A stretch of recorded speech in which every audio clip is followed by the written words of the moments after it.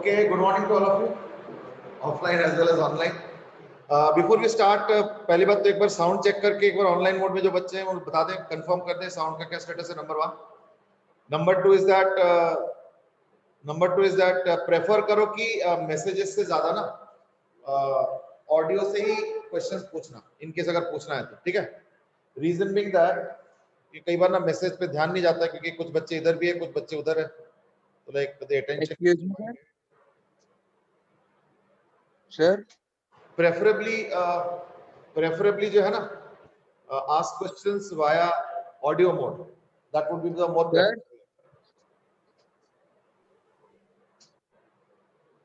Fine. चलो, I think now let's start. हम लोगों ने जो कल किए थे वो था बैंक रोड्स. ओके, तो बैंक रोड में हमने जो कंक्लूजन किए थे मैं यहाँ पर बता देता हूँ. इस तरह ये अगर थीटा होता है और अगर इस सरफेस का कोएफिशिएंट ऑफ फ्रिक्शन अगर थीटा r से रिप्रेजेंट किया जा रहा है, लेट्स से, ठीक है ना. In the meanwhile good morning messages, Kartik, Lavanya, Aadhaar is saying Audible. चलो ठीक है. तो हमने देखा कि जो v max यूज कर सकते हो, है ना. तो v max is equal to under root of rg tan of theta plus theta. ये हमने कंक्लूड किया था. और इसमें ये था कि क्या हमें कोई मिनिमम वेलोसिटी चलाना पड़ेगा. द आंसर इज यस, अगर एंगल ज्यादा हुआ तो. ठीक है. तो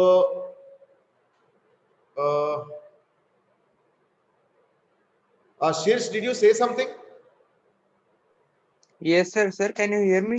Yeah, you are audible. तभी मैंने बोला ना कि आज कोशिश करो कि you know without asking on messages. हमें कई बार messages थोड़ा कम ध्यान जाता है, तो like maybe you can ask by directly audio mode itself. ठीक है ना? Okay. चलो anyway, तो like this is what we read yesterday, and that is v max, यानी जो maximum velocity जिससे कि तुम एक curved road को encounter कर सकते हो when the road is banked. Now the question is that is there a v minimum also? ठीक है. Is there a v minimum also? Now that is the question mark. और इसमें हमने शायद थोड़ा सा हाईलाइट किया था. ठीक है. इसमें शायद थोड़ा सा हमने हाईलाइट किया था that yes v minimum भी एग्जिस्ट कर सकता है अगर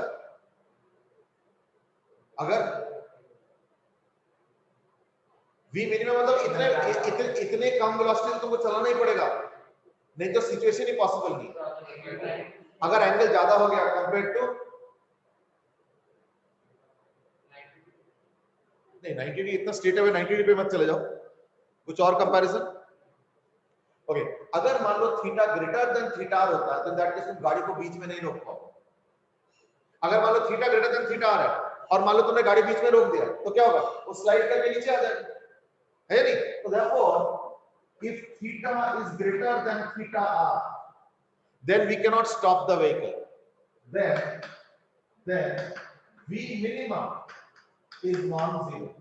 हाँ, अगर मान लो एंगल बहुत कम है, मान लो 2 डिग्री है, 3 डिग्री है, 5 डिग्री एंगल है, और ऐसे में अगर मान लो तुम कर्व को नेगोशिएट कर रहे हो तो इन दैट केस अगर गाड़ी बीच में रोक दो तो क्या दिक्कत है, रुका रहेगा, गाड़ी स्किड करके थोड़ी नीचे आएगा. लेकिन अगर थीटा ग्रेटर देन थीटा होता है in that case v minimum भी कुछ कैलकुलेट करना पड़ेगा.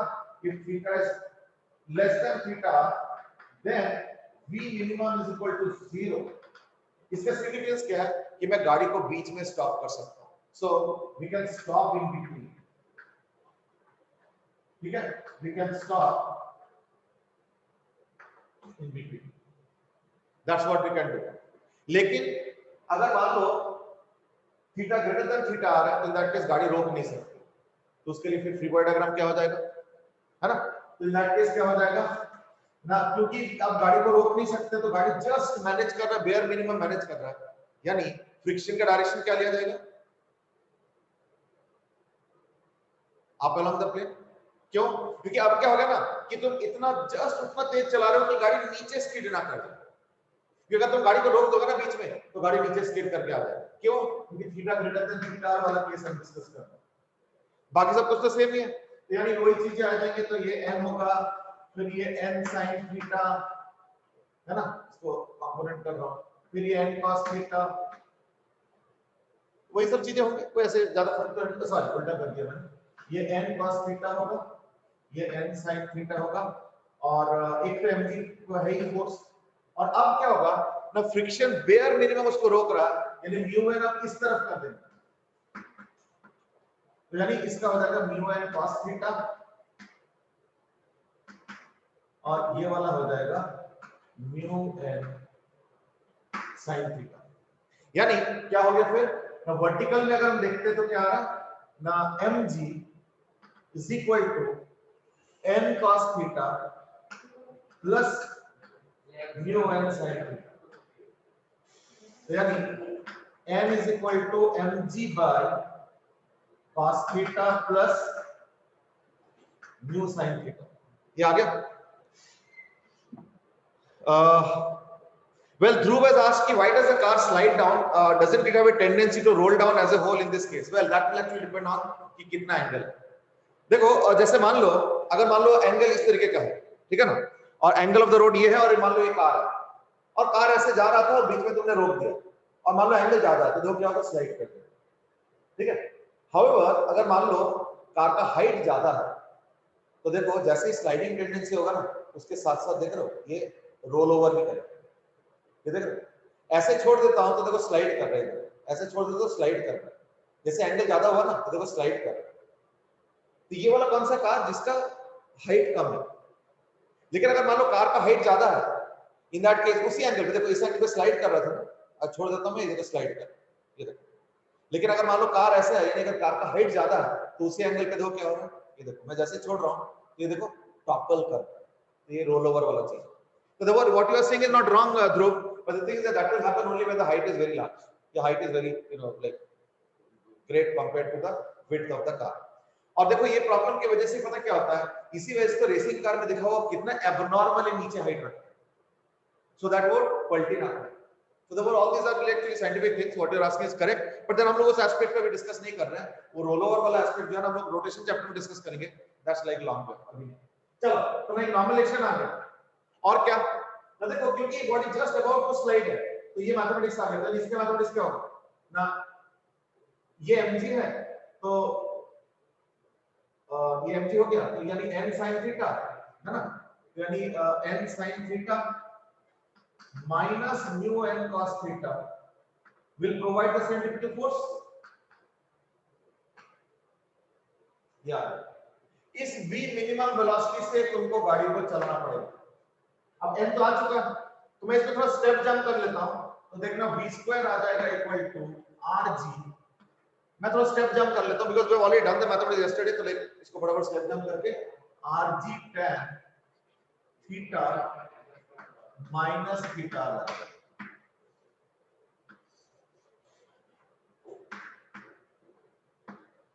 यानी देखो फॉर्मूला दोनों का है, v max का फॉर्मूला हो गया under root of rg tan theta plus theta, और v मिनिमम का हो गया rg tan theta minus theta. लेकिन दोनों के एग्जिस्टेंस पे सवाल, क्यों? क्योंकि देखो v मैक्सिमम भी नहीं हो पाएगा, इंफिनिटी हो जाएगा थ्योरेटिकली, अगर मान लो theta plus theta greater than और equal to 90 degree.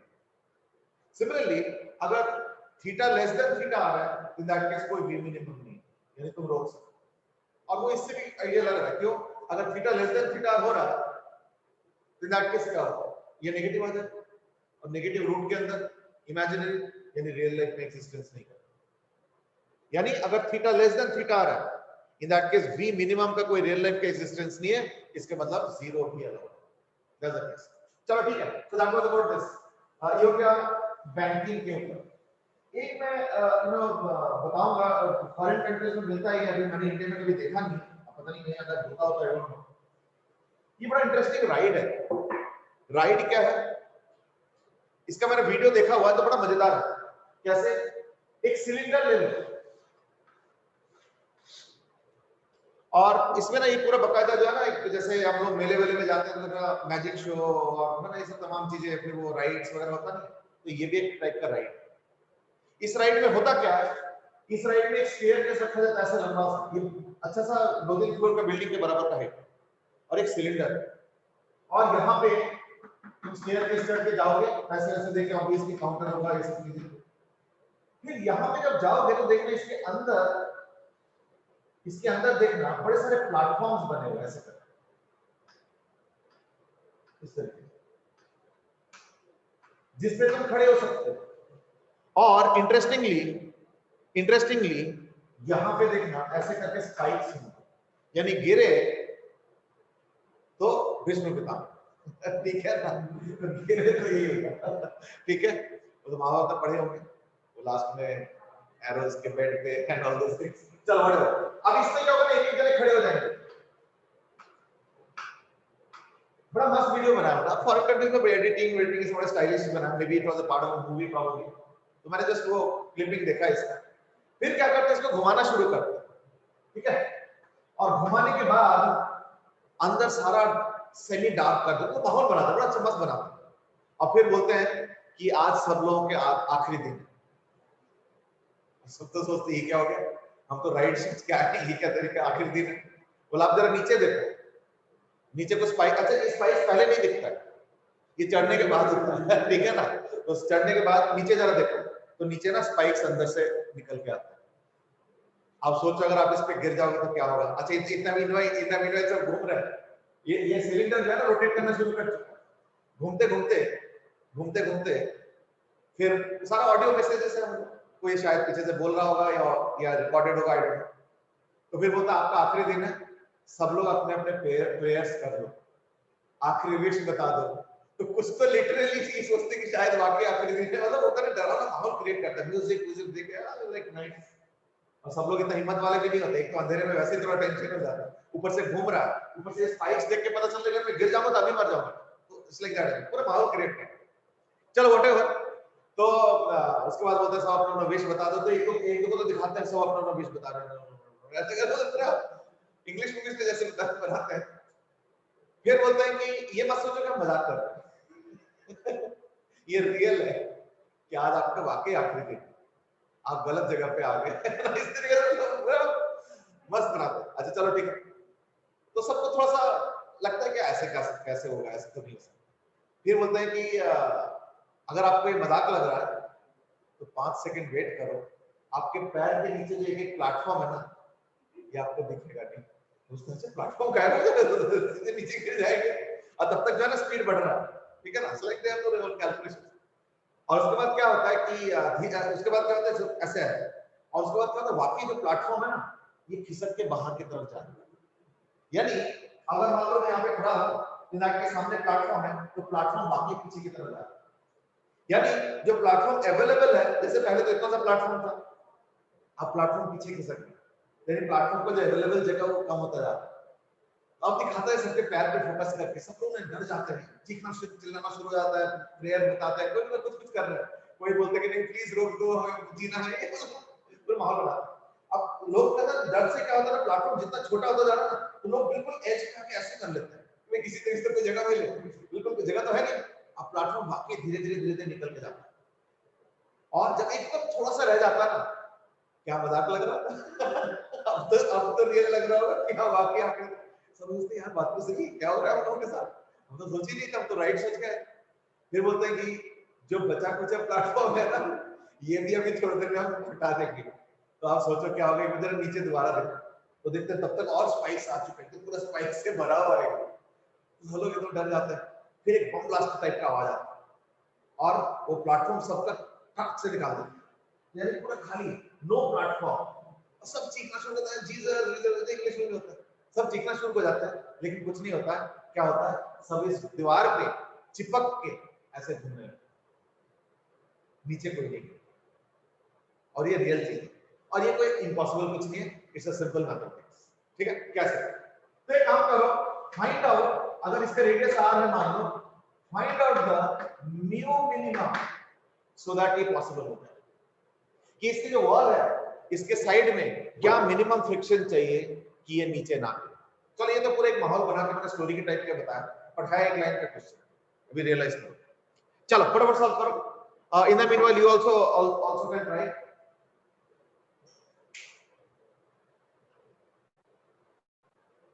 Yes, what is the mu minimum required?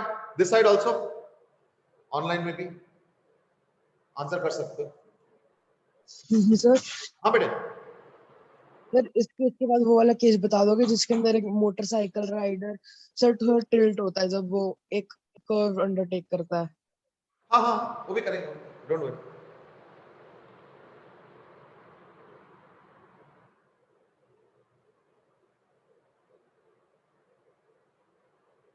इसमें म्यू मिनिमम कितना होगा, है ना? सो दैट नो वन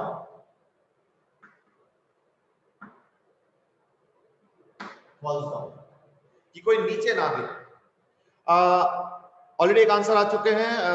विश्वास is given g by omega square r और Dhruv is given g by v square। चलो I think वो v तो नहीं करो तो अच्छा है, I think omega square is the better format है।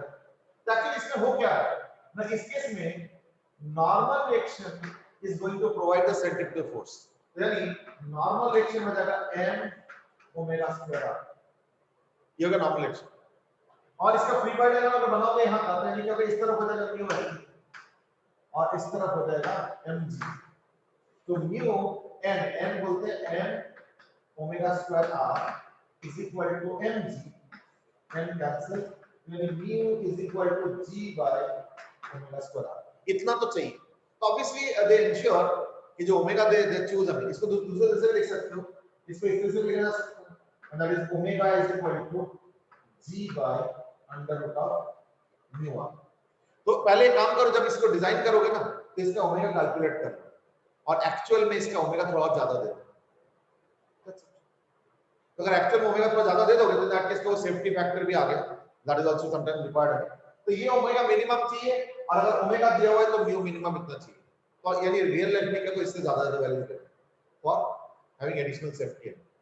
एक सवाल और भी है, इसका मतलब पता क्या हुआ, ये एक्सप्रेशन क्या बताता है मुझे? ये एक्सप्रेशन ये बताता है कि यहाँ पे कोई मोटे से बंदे अगर होगा, है ना, और अगर कोई पतला सा बंदा होगा, क्या कोई फर्क पड़ता?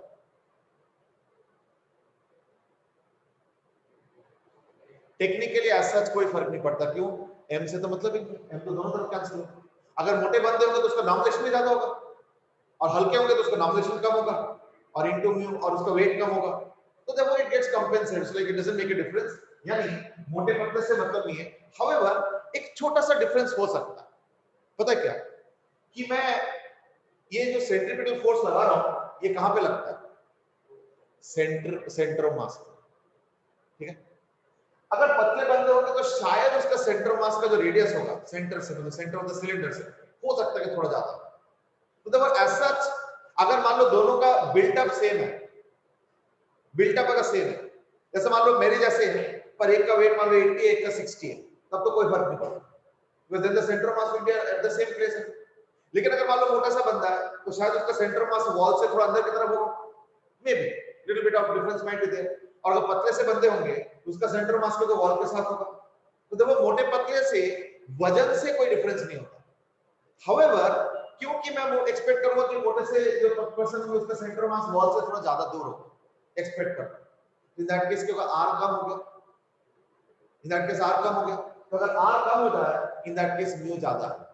दैट मींस शायद मोटे वाले बंदे के लिए म्यू हल्का सा ज्यादा होना चाहिए, शायद, वो भी बिल्ट अप पे डिपेंड करता है। जैसे कई बार ना मोटा पतला देख के नहीं पता चलता, जैसे मेरा वेट कई बार देख के नहीं पता चलता, और मेरा वेट बहुत ज्यादा है, मेरा वेट है 82 केजी के आसपास, जबकि वेट देख के उतना नहीं लगता, लगता होगा शायद 70-75 के आसपास होगा, पर ऐसे नहीं, मेरा वेट 82 बल्कि शायद 83 हो गया होगा, है ना। तो पॉइंट इज दैट, अच्छा कई बार देखना एक पतले इंसान के वेट थोड़ा ज्यादा लगता है, मतलब निकल आता है जितना कि हम एक्सपेक्ट कर रहे थे। कई बार एक मोटे इंसान का उतना वेट नहीं होता जितना कि देख के लगता है, क्योंकि असली वेट जो होता है वो बोन्स पे होता है। तो मोटे में मतलब क्या होता है, उसका फैट ज्यादा है, फैट का उतना वेट नहीं होता, वेट होता है एक्चुअली बोन्स, वो चक्कर। तो देखो अगर सेंटर ऑफ मास में फर्क है तो थोड़ा सा म्यू में फर्क है। क्यों? क्योंकि यहाँ पे रेडियस भी मैटर करता है, और ये रेडियस क्या है? एक्सिस ऑफ द सिलेंडर से centre of mass of the person का।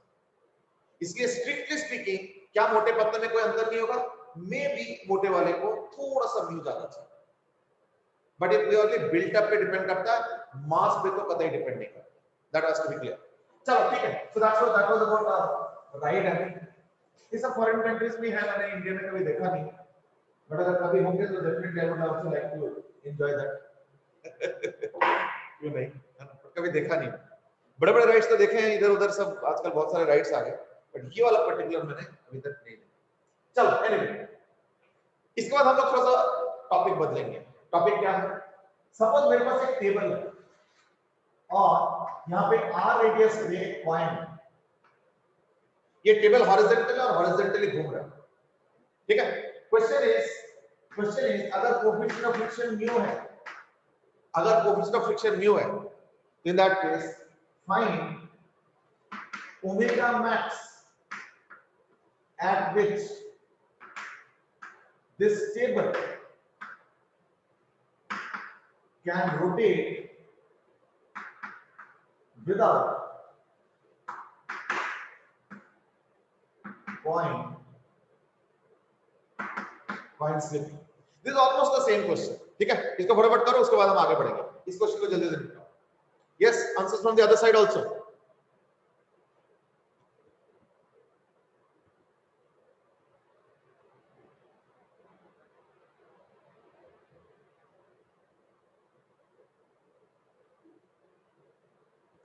Answers from the other side also.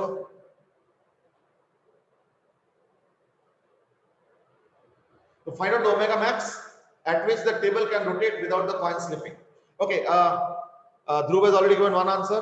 तुम लोग भी आंसर दो बेटे, बस सिंपल है, 2 लाइन का क्वेश्चन है।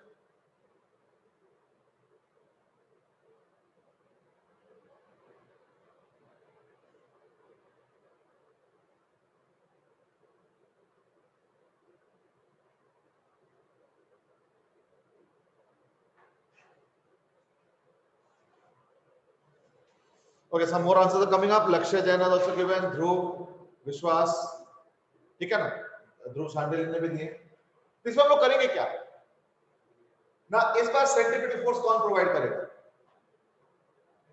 फ्रिक्शन, क्योंकि जो नॉर्मल एक्शन है और जो वेट है वो तो ऊपर नीचे हो गया, तो friction this time is going to provide the normal action, ठीक है। तो फ्रिक्शन मैक्सिमम कितना हो सकता है? म्यू एन, यानी in this case mu M G, यानी mu M G is equal to M omega square R, यानी omega max is equal to under root of mu G, M तो cancel by R. यहां पे देखो फिर से वही आ गया, it is independent of the mass, यानी हल्का मास रखो भारी मास रखो उससे कोई मतलब नहीं है, मतलब है मेनली क्या ना, फ्रिक्शन कोएफिशिएंट, ठीक है। Okay, now this was the starter kind of question. तो ये ओमेगा मैक्स मैं इसको नोट कर लेता हूं यहां पे, is equal to mu g by r. अब क्वेश्चन थोड़ा चेंज कर रहा हूं, अब ध्यान से सुनो क्वेश्चन क्या है। अब क्या है कि सपोज इनिशियली टेबल का एंगुलर वेलोसिटी 0 है, यानी omega naught is suppose equal to 0। फिर हम क्या करते हैं, इसके एंगुलर वेलोसिटी को धीरे धीरे बढ़ाते हैं, ठीक है। अल्फा इज नॉन जीरो, यानी एंगुलर वेलोसिटी धीरे धीरे बढ़ता जा रहा है। इस बार क्वेश्चन अलग है, फाइन, क्योंकि इस बार तो स्लिप कभी कभी कभी ना कभी करना ही, क्योंकि ओमेगा बढ़ता गया तो फिर करने के बाद ऐसा भी होगा, इतना तेज थोड़ी से कॉइन रहता है।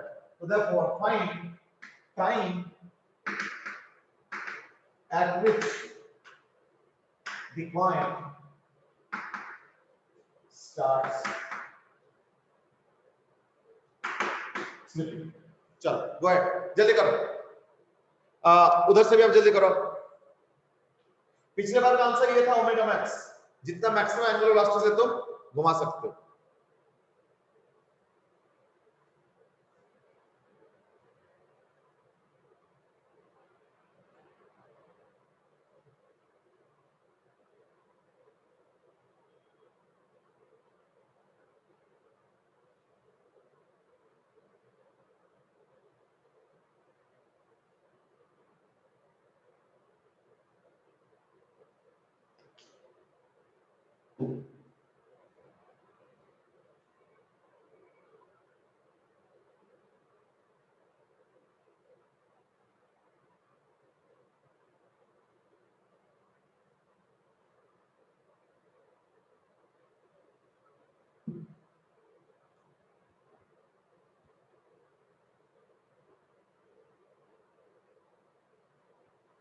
I already started getting some answers. 1 upon alpha root under mu g by r. This one answer. और कोई?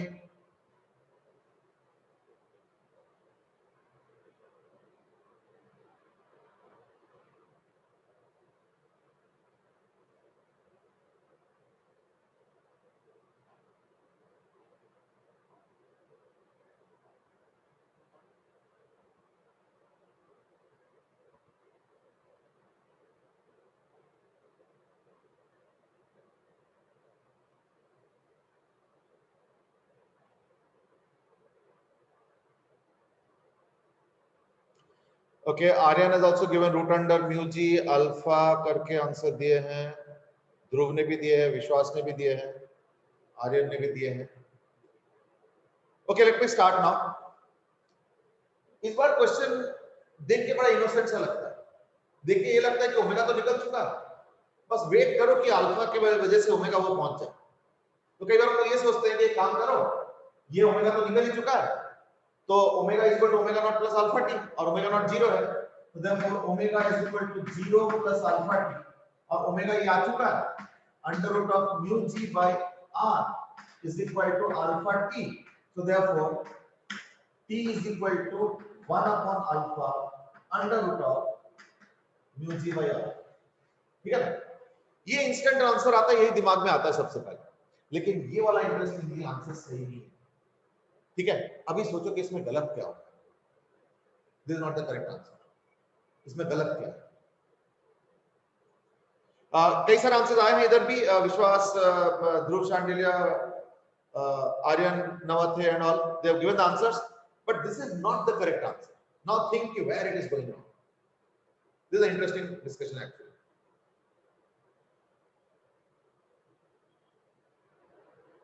चलो एक काम करो, इस डिस्कशन को थोड़ा सा और, बल्कि मैं इस क्वेश्चन को पूछना चाहूंगा, यस ऑनलाइन में भी कुछ बच्चे बैठे हैं, तो yes what is wrong in this, can anybody highlight? तुम लोगों के लिए सर वो मैक्सिमम, हाँ बेटे बोलो। सर वो मैक्सिमम रीच करने का टाइम है ना, हमें तो मतलब वो चाहिए कि जिस टाइम पे स्लिपिंग स्टार्ट हो जाए। नहीं, मैं उसी में एरर पर कह रहा हूं कि उसी क्वेश्चन का ये वाला आंसर सही नहीं है, इसमें एरर क्या हो रहा है पहले बताओ। Yes anybody would like to attempt here, इसमें क्या एरर है? हाँ जी बेटे, कोई और बताना चाहेंगे एरर क्या हो रहा है इसमें?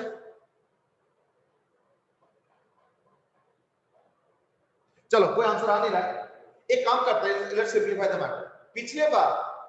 पिछले बार एक्सेलरेशन कौन सा ले रहे थे?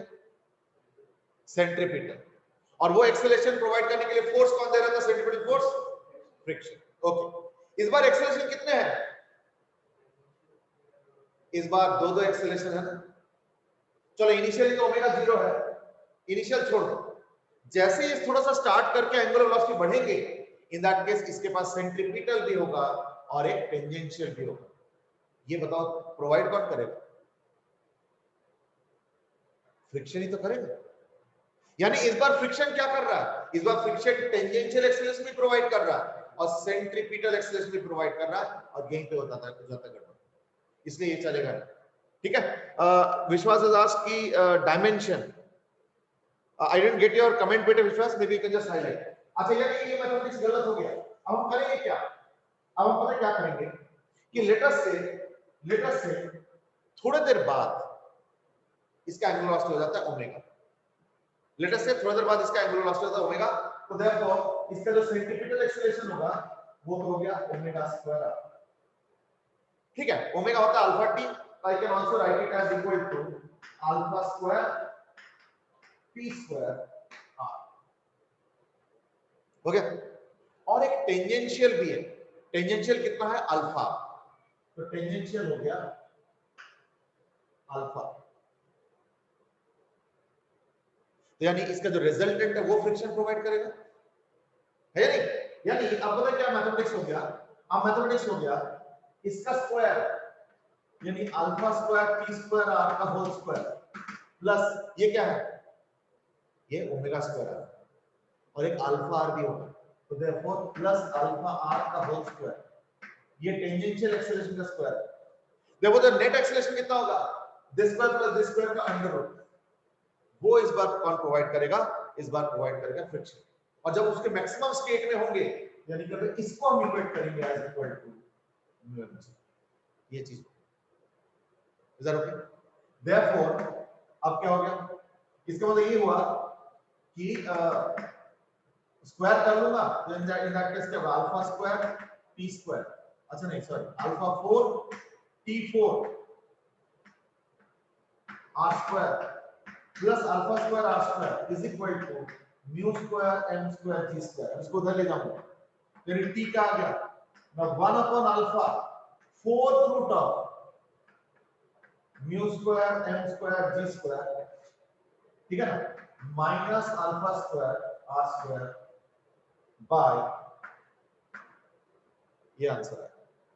तो is the fourth root of ये अल्फा फोर्थ था इसलिए वो फोर्थ रूट पे अल्फा हो गया तो इसलिए मैंने बाहर ही रख दिया 1 बाय अल्फा। बाकी क्या है fourth root of mu square n square g square minus alpha square r square by r square. हां by r square. That is the time it will take. That is the time it will take. That is the time it will take for starting to slip.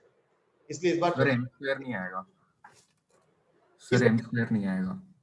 ये fourth root है भाई। किसी को doubt है? All okay? Sir m square नहीं आएगा। m square नहीं आएगा।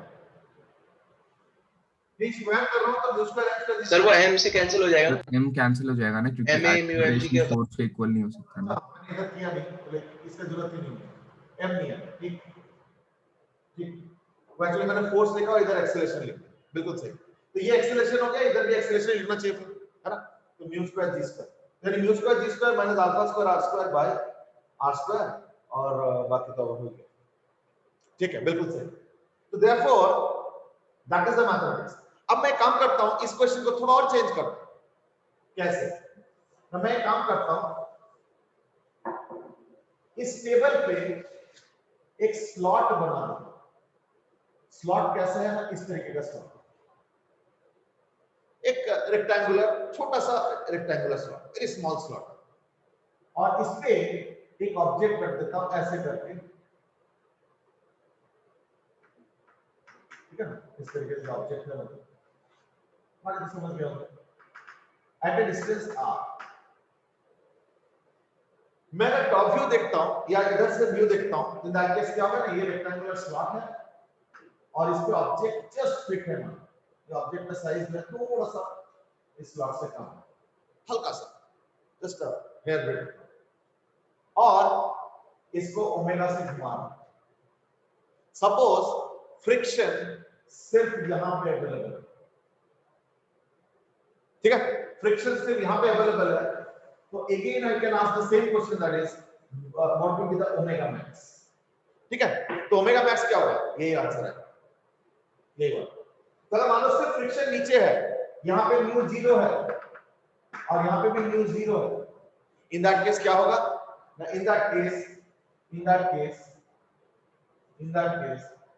ओमेगा मैक्स दिया है। ठीक है, ये हो गया पहला क्वेश्चन।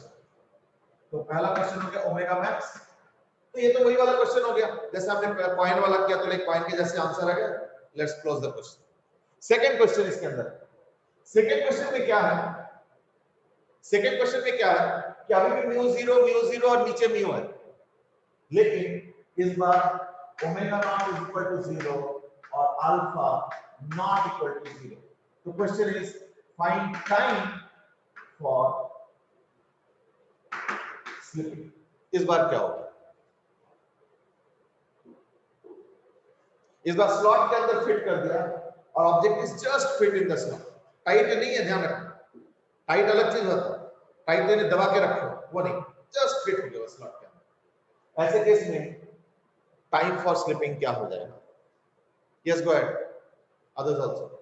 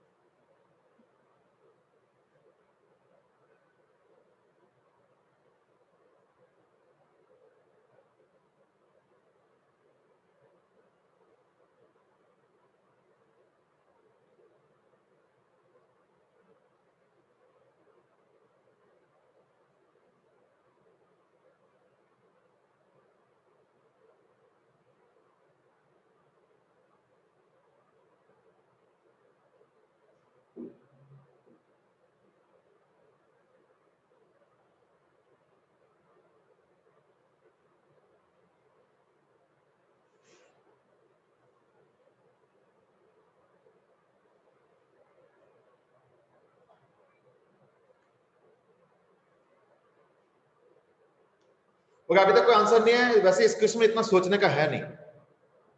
मैं ना यहां से देख रहा हूं,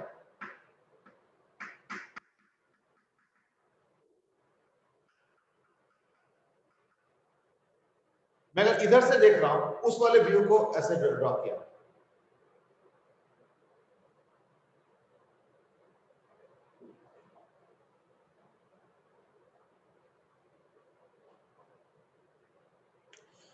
क्योंकि अभी तक आंसर्स आया नहीं है, तो let me start the solution.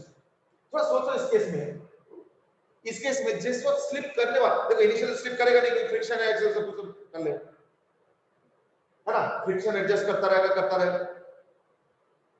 पिछले बार जब पॉइंट वाले क्वेश्चन में यही वाला सिचुएशन आया था, अल्फा नॉन जीरो और ओमेगा जीरो, उस समय क्या हो रहा था, friction was providing the tangential component as well as the radial component, यानी friction was providing the resultant of both, ये था ना। इस बार क्या होगा, इस बार रेडियल कंपोनेंट और टेंजेंशियल कंपोनेंट कौन संभालेंगे?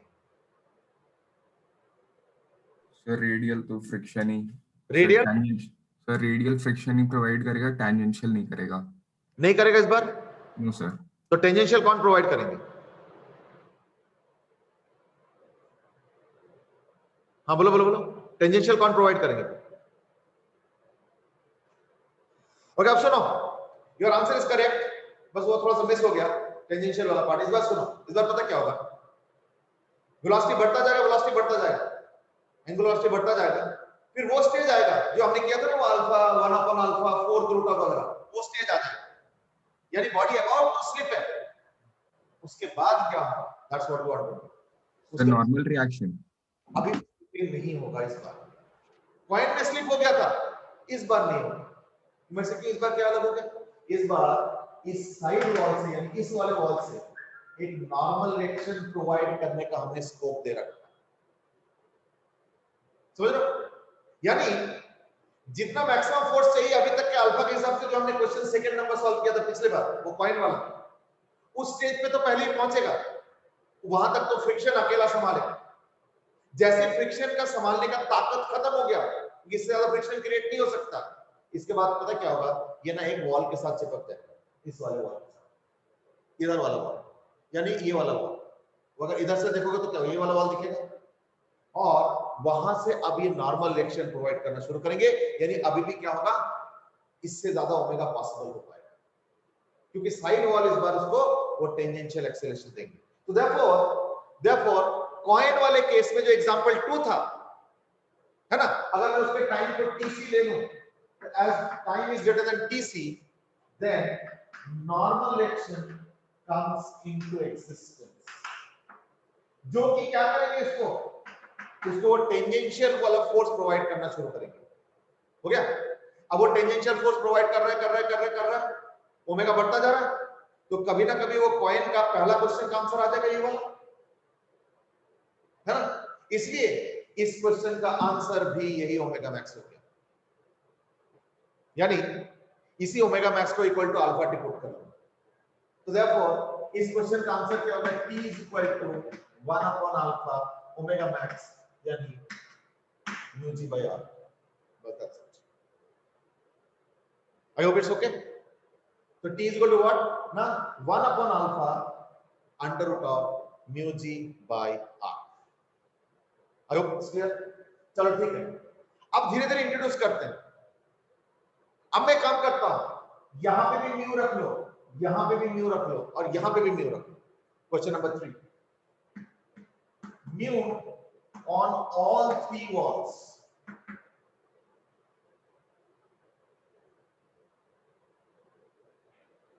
नहीं बल्कि ये क्वेश्चन नंबर 2 हुआ, क्योंकि अभी तक तो 1 ही हुआ ना। तो 1 का आंसर मैं पिछले बार के आंसर के हिसाब से ले लिया, क्योंकि इस बार टेंजेंशियल प्रोवाइड करने वाला उसके पास वॉल है, तो देयरफॉर सिर्फ रेडियल संभालना है फ्रिक्शन को एंड में जब स्लिप करने वाला हो। तो देयरफॉर वो रेडियल वाला जो पॉइंट का पहला क्वेश्चन का आंसर था ओमेगा मैक्स, उसको बस equal to alpha t put कर दिया, तो टी आ गया। देखो हर क्वेश्चन में थोड़ा थोड़ा अंतर हो रहा, फर्क भी हो रहा है ना। चलो गो अहेड। अब म्यू तीनों वॉल्स में आ गया, अब क्या फर्क पड़ेगा,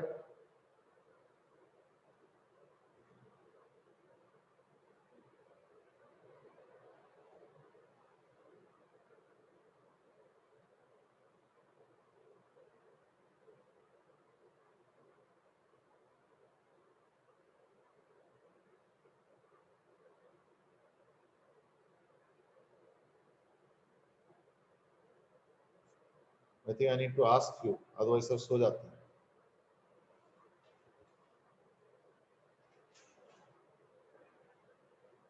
Raghav Grover, can you be on air, bete? Raghav Grover.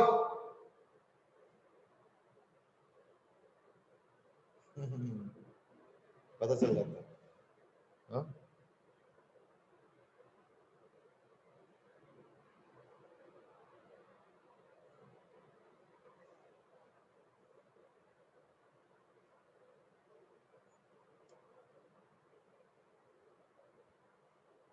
Vansh Singh, can you explain this question? What is the difference between this one and the earlier one? Vansh, can you explain बेटे क्या difference है इस question और पिछले वाले में?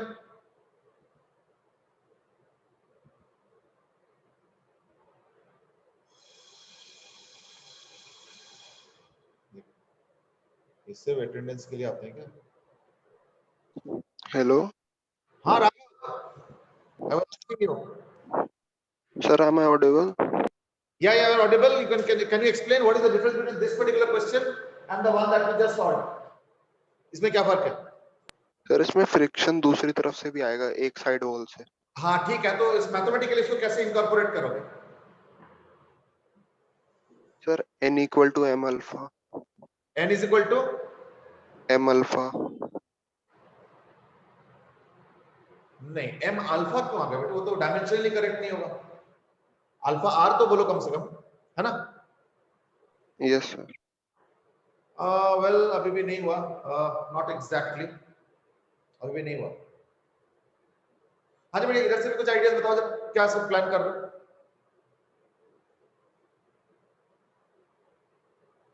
Okay देखो, जिस वक्त ये स्लिप कर रहा होगा, तो समझो, जिस वक्त ये स्लिप कर रहा होगा उस वक्त टेंजेंशियल एक्सेलरेशन भी चाहिए, रेडियल भी चाहिए. टेंजेंशियल एक्सेलरेशन कौन देगा? इसका नॉर्मल रिएक्शन, यानी m तो हो जाएगा equal to m alpha r. उस वक्त की बात करो जिस समय जस्ट स्लिप करने वाला है. पर इस n के चक्कर में, एक फ्रिक्शन साइड वॉल से भी क्रिएट होगा और एक फ्रिक्शन नीचे वाले यानी ग्राउंड से भी क्रिएट होगा. That is the difference. तो therefore when it is on the verge of slipping, इस बार जब ये on the verge of slipping होंगे, तो अभी कोई आंसर आ नहीं रहा है ऑनलाइन मोड में, बट चलो कोई नहीं. When it will be on the verge of slipping, तो क्या होगा? m omega square r, omega तो अल्फा t है, तो m ओमेगा स्क्वायर r, ठीक है? अल्फा t लिख दिया, m omega square r is equal to, एक आएगा म्यू एम जी यहां से, म्यू एम जी, और एक आएगा म्यू एन, ये वाला है, ये वाला है, और वो एन कितना है? N alpha r. तो इससे भी एक आएगा, यानी plus mu into n alpha. बस ये आंसर है. बस अब तो हो जाएगा. तो m तो चलो ये कैंसिल हो जाता है, बताइए सब जगह तो कैंसिल ही होता है. तो t कितना आ गया? फिर ये t स्क्वायर है, यानी under root of 1 upon alpha under root of mu g plus mu common लेना चाहो तो कर सकते हो, mu into g plus alpha r by. देख लो, यानी the time it will take, जिस समय स्लिप कर रहा होगा उसका टाइम आ गया. ये देखो, ठीक है? तो जिस समय स्लिप कर रहा होगा उसका टाइम आ गया. तो t इज 1 अपॉन अल्फा, ये वाला आंसर आ गया 1 upon alpha mu by r. ये r नीचे आ गया, m तो पहले कैंसिल हो चुका है ना? तो 1 अपॉन r, और इधर से म्यू जी का म्यू कॉमन, तो g प्लस इधर अल्फा r, और 1 अपॉन r करके 1 अपॉन अल्फा बाहर. इस बार थोड़ा सा अलग है. इधर ओके. चलो,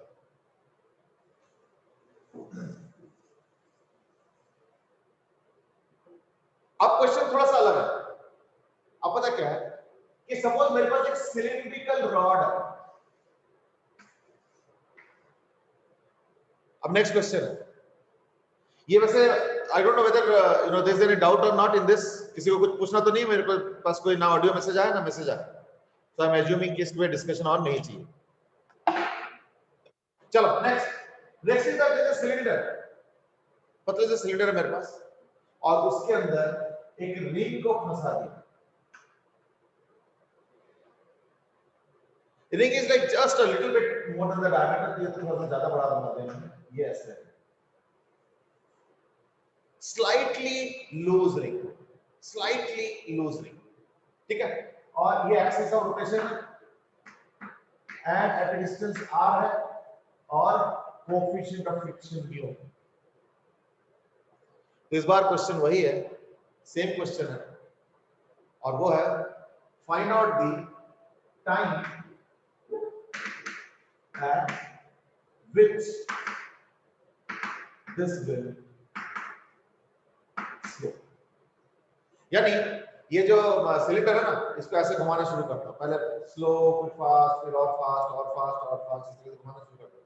तो अगर मान लो एक रिंग की तरह, जैसे मान लो एक रिंग की तरह देखिए है, तो ये जो रिंग है ये भी तो कभी ना कभी, जैसे आप देखो मैं प्रैक्टिकली करके दिखाता हूं, ये देखो रिंग अभी कहां पे है, देखो हाथ से कितना दूर है ये देखो, पर मैं हाथ को घुमाऊंगा ना, देखो मैं ये रिंग बाहर की तरफ चला जाएगा, तो ये कभी ना कभी स्लिप किया होगा, है ना। तो मैं घुमा के दिखा देता हूं, ये देखो ऐसे अभी थोड़ा हाथ के अंदर की तरफ, अभी जैसे घुमाऊंगा ये देखो ये बाहर आ चुका, पहले देखो यहाँ पे था, यहाँ पे रखा था मैंने स्लिप, ठीक है। और जैसे इसको घुमाया तो देखो बाहर, यानी यहाँ से लेके यहाँ तक ये ट्रैवल किया, वो तो मैंने फील किया कि ट्रैवल कर रहा है, तुम फील तो नहीं कर रहे होंगे, but then at least you can visualise कि हाँ कभी ना कभी ये ऐसे करते करते मूवमेंट करते करते बाहर की तरफ गया। खैर हम उतना आगे नहीं जाते, हम तो जानना चाह रहे स्लिप कब करेगा, दैट इज द क्वेश्चन। और ये जो रिंग है this is slightly larger in radius compared to the radius of the cylinder, that is the, ठीक है। चलो go ahead and find out the time it will take, time at which this ring will slip। अब इसका mathematics totally अलग होगा देखो, इसलिए मैं सोचूं बस इसी में से कुछ ना कुछ ढूंढ के निकाल लेता हूं कौन सा की तरह है, ऐसा नहीं है, इस बार टोटली अलग, इस बार मैथमेटिक्स अलग होगा। आंसर बाय चांस सेम आ जाए तो अलग बात है, वो तो कई बार हो जाता है, बट द थिंकिंग और the mathematics is totally different.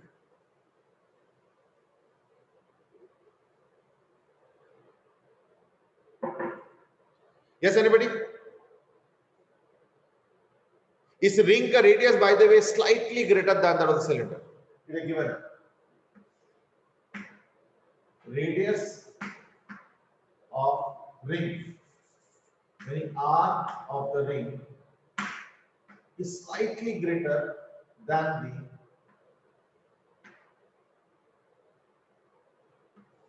radius of the cylinder।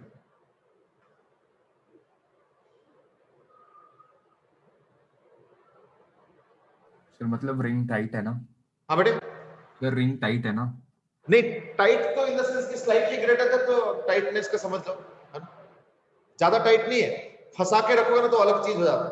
जैसे अभी मैंने क्या दिखाया कि ये रिंग को मैंने यहां रखा था, ये देख लो रिंग को मैंने यहां रखा था, थोड़ा सा अंदर की तरफ, और जैसे हाथ को घुमाया तो देखो बाहर की तरफ चला गया, देखो यहां से यहां चला गया।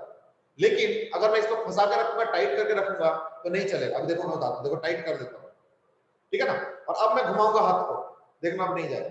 अभी देखो ये टाइट कर दिया ना मैंने, यहाँ पे टाइट कर दिया, अब देखना यहाँ नहीं जाएगा, ये देखो वहीं रहेगा, बाहर गया ही नहीं, क्यों मैंने टाइट कर दिया।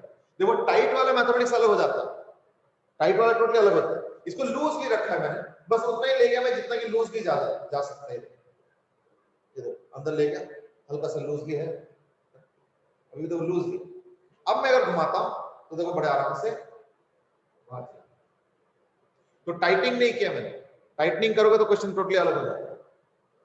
स्लाइटली ग्रेटर है इसमें, हल्का सा लूज है। चलो स्टार्ट करो। Time eight which this ring will slip.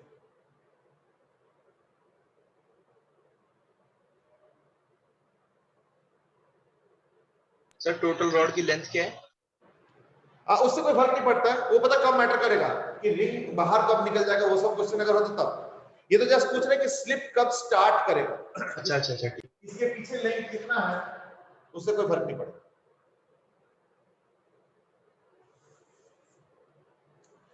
Ring कितना दूर है ना, from the axis of rotation, वहां मैटर करता है। और इस बात में वही है, अल्फा नॉन जीरो और ओमेगा नॉट जीरो, सिचुएशन तो वही है।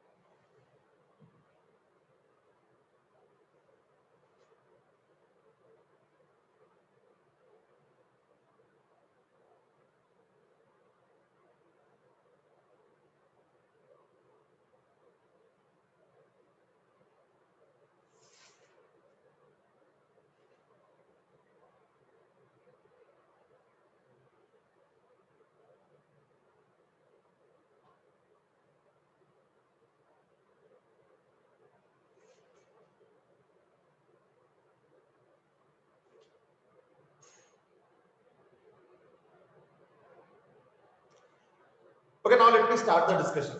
ठीक है ना, ये थोड़ा सा अलग टाइप का क्वेश्चन है, इसको थोड़ा सा समझो।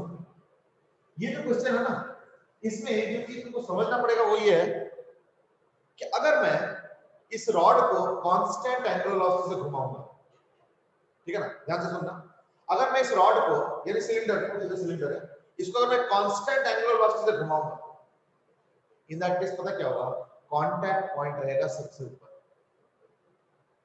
ठीक है, तो if alpha is 0 and omega is equal to constant, तो क्या होगा, then contact point will be the topmost point। तो कांटेक्ट पॉइंट क्या हो जाएगा ना, टॉपमोस्ट पॉइंट हो जाएगा कांटेक्ट पॉइंट। आ गया। और आप सुनो, अगर मान लो एंगुलर एक्सेलरेशन होगा तो टेंजेंशियल भी चाहिए, रेडियल भी चाहिए।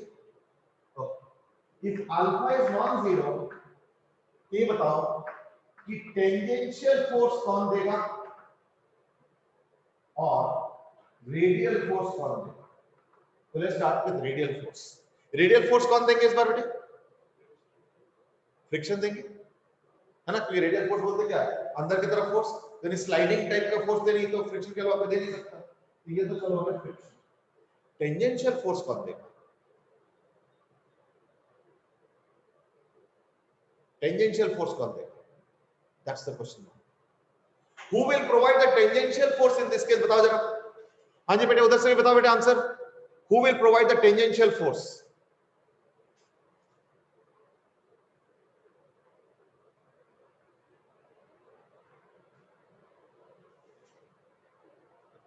Who will provide the tangential force?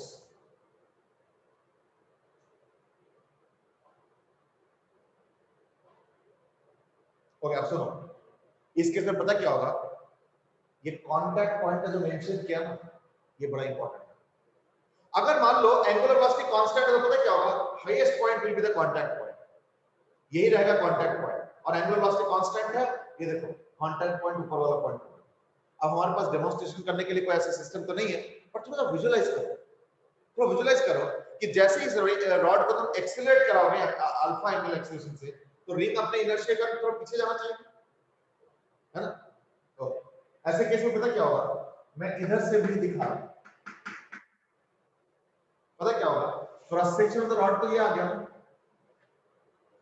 Cross section of the rod ये आ गया, इसके साथ जो रिंग है ना, वो पता कैसे कांटेक्ट में रहेगा, ऐसे नहीं, ये रॉड का क्रॉस सेक्शन है, ये सिलेंडर का क्रॉस सेक्शन है, ये वाला, और रिंग कैसे रहेगा वो देखो जरा, ये कांटेक्ट पॉइंट हो जाएगा और रिंग कुछ इस तरीके से रहेगा।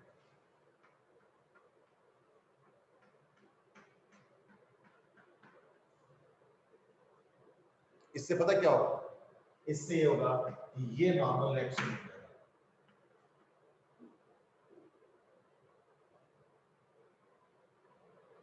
ठीक है, ये नॉर्मल एक्शन क्या कर रहा है? ये तीन चीजें कर रहा है। एक तो इसका जो कंपोनेंट होगा ऊपर की तरफ, वो क्या कर रहा है? इस नॉर्मल एक्शन का अपवर्ड कंपोनेंट क्या कर रहा है? सर रिंग को रोटेट कर रहा है। यानी उसके वेट को संभाल रहा है ना? इस रिंग का वेट भी तो होगा। तो इस नॉर्मल एक्शन का अपवर्ड कंपोनेंट है ny, that is balancing the weight. इस नॉर्मल एक्शन का जो x कंपोनेंट है nx, ये क्या करेंगे? हाँ, sir tangential acceleration. so this is controlling equal to the weight,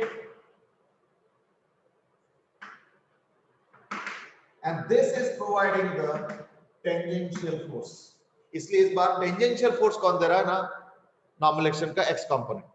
और क्या, एक फ्रिक्शन भी होगा इस तरफ, यहां पे होगा, यहां पे वो होगा म्यू n, वो तुमको देगा radial force, and therefore mu n will provide the radial force. ये इस बार का सिस्टम हो गया।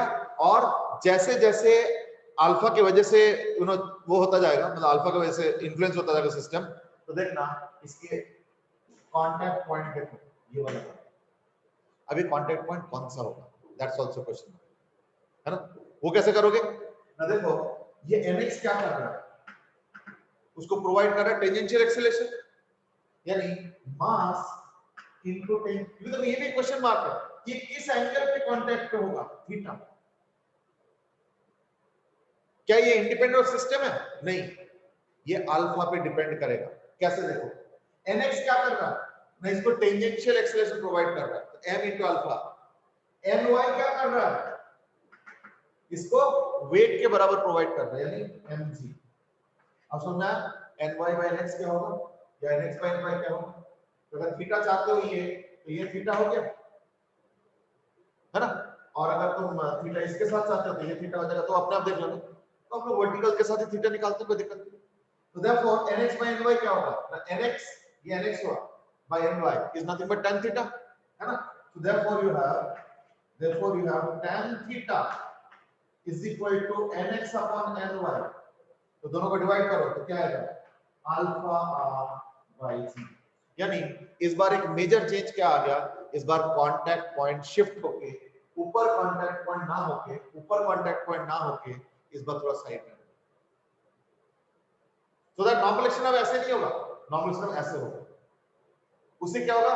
इसका जो ny है वो वेट को संभालेगा, जो nx है वो टेंजेंशियल एक्सेलरेशन देगा, और जो mu n होगा that will provide the radial acceleration। ठीक है, ओके। तो mu n क्या कर रहा है? रेडियल एक्सेलरेशन दे रहा है, और रेडियल एक्सेलरेशन कितना? अल्फा t, है ना? तो therefore mu n is equal to radial acceleration provide कर रहे हैं, m omega square r alpha t whole square into r। यानी एक समझो एक चीज कि नॉर्मल एक्शन बचता आ चुका है क्या ना, n क्या होगा? nx square plus ny square, है ना? यानी mg का whole square plus m alpha r का होल स्क्वायर का करो, ये normal action is equal to m alpha square t square r। तो m को कोई कैंसिल कर लो, ठीक है? तो इससे क्या होगा ना, t आ गया। t कितना आ जाएगा? इसको स्क्वायर रूट करोगे ना, तो यानी फोर्थ रूट हो जाएगा। तो 1 अपॉन अल्फा, ठीक है, 1 upon alpha under root of mu by r, under root of mu by r 1 upon alpha into under root of g square plus alpha. ये टाइम आ गया। Dhruv has asked will the ring never rotate?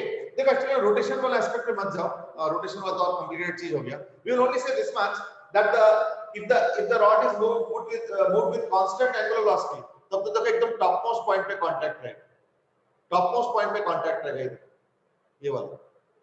लेकिन जैसे ही तुम alpha ज्यादा करोगे तो खुद फील कर सकते हो, जैसे अल्फा रखोगे ना तो देखना तुमको खुद फील होगा कि एज इफ ये ना थोड़ा साइड में भी धक्का मारो, यानी इसका कांटेक्ट पॉइंट क्या हो गया, साइड में आ जाएगा थोड़ा सा। अब वो कितना आएगा will depend on alpha and other things, वो कितना आएगा उसका थीटा डिसाइड हो चुका है, tan theta is equal to alpha r by g। तो जितना ज्यादा अल्फा होगा उतना कांटेक्ट पॉइंट ज्यादा शिफ्ट होगा, क्योंकि जितना थीटा ज्यादा होगा ना यानी contact point top most point से शिफ्ट होता जाता है ना, जितना ज्यादा थीटा होगा। और थीटा क्या है, tan थीटा जो अल्फा r बाय g, तो ज्यादा अल्फा मतलब ज्यादा tan थीटा, क्योंकि r और g तो सेम ही रहेगा, अल्फा तुम्हारे हाथ में है, वैसे r भी चेंज कर सकते हो बट लेट्स से अल्फा अगर कांस्टेंट रख दे तो अल्फा मेरे हाथ में, तो जितना अल्फा बढ़ाओगे उतना tan थीटा बढ़ेगा, उतना थीटा बढ़ेगा, यानी उतना कांटेक्ट पॉइंट शिफ्ट होगा। तो जितना ज्यादा टेंजेंशियल जितना ज्यादा एंगुलर एक्सीलरेशन उतना ज्यादा कांटेक्ट पॉइंट शिफ्ट करेगा। I hope that's okay. चलो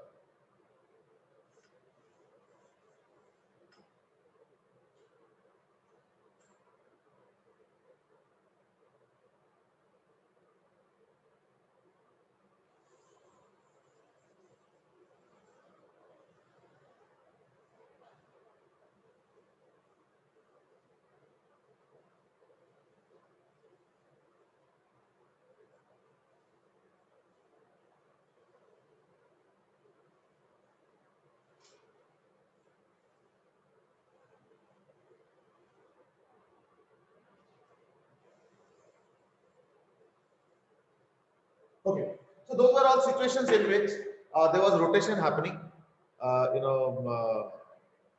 and there was slipping happening at some stage, तो हम कैसे इसको हैंडल करेंगे ना। अब क्वेश्चन थोड़ा अलग है, सपोज मेरे पास एक डिस्क है और एक सिलेंडर टाइप का है या जो भी है, और यहाँ पे एक पार्टिकल, सिलेंडर है, पार्टिकल फ्रिक्शनलेस है, म्यू 0 है, ये r/2 रेडियस में, और रेडियस इसका r है। ये टेबल के ऊपर एक पतला सा स्लॉट टाइप का बना हुआ है, सिलेंडर विंडर कुछ भी ले लो, और एक लूजली फिट पार्टिकल रखा गया है, दिस इज r/2, और इसको कांस्टेंट एंगुलर वेलोसिटी से ओमेगा से घुमा दो, कांस्टेंट एंगुलर वेलोसिटी ओमेगा से घुमा दो। ये एक्चुअली एक टेबल टॉप टाइप का ये है सिचुएशन, ये देखो, ठीक है, जिसका हाइट दे रखा है h, और origin of the centre of the table is suppose O, और ये स्लॉट बना हुआ है, ये स्लॉट ऐसे ऐसे करके घूम रहा है, तो क्या होगा, ये मास बाहर की तरफ चला जाएगा, कोई स्टॉप नहीं, क्यों, फ्रिक्शनलेस है, फ्रिक्शनलेस है।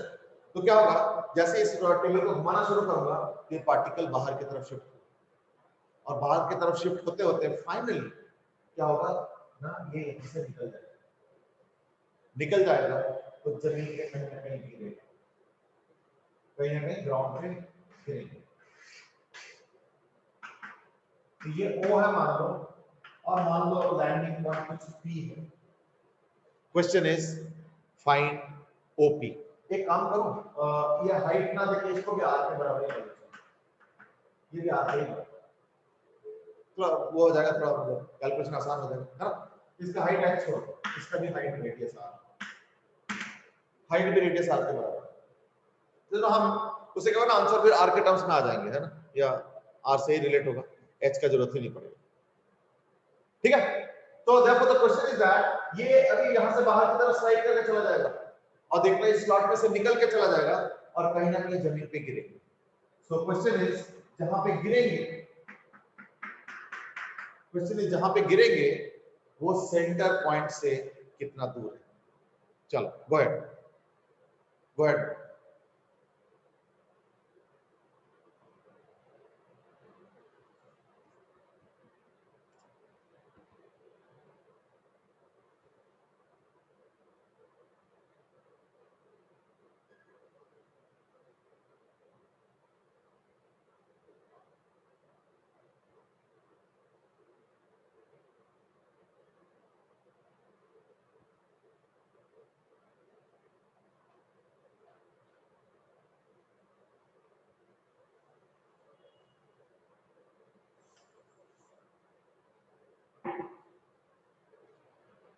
अच्छा ये शायद टाइम स्लॉट इतना ही है।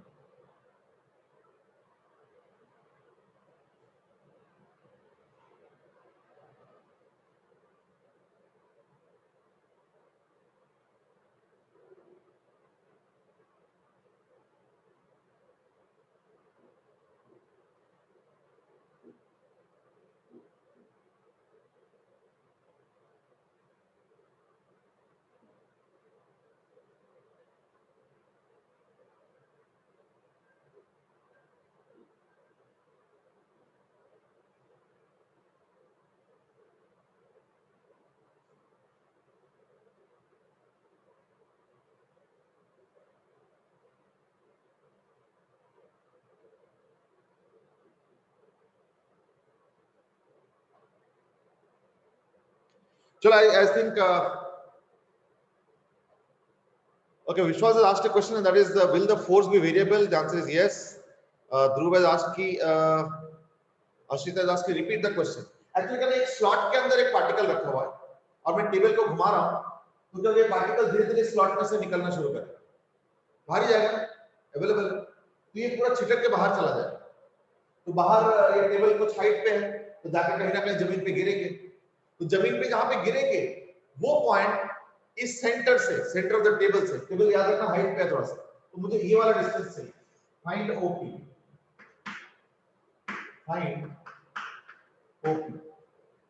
मैंने बोला था टेबल के सेंटर से लेके लैंडिंग पॉइंट तक का डिस्टेंस चाहिए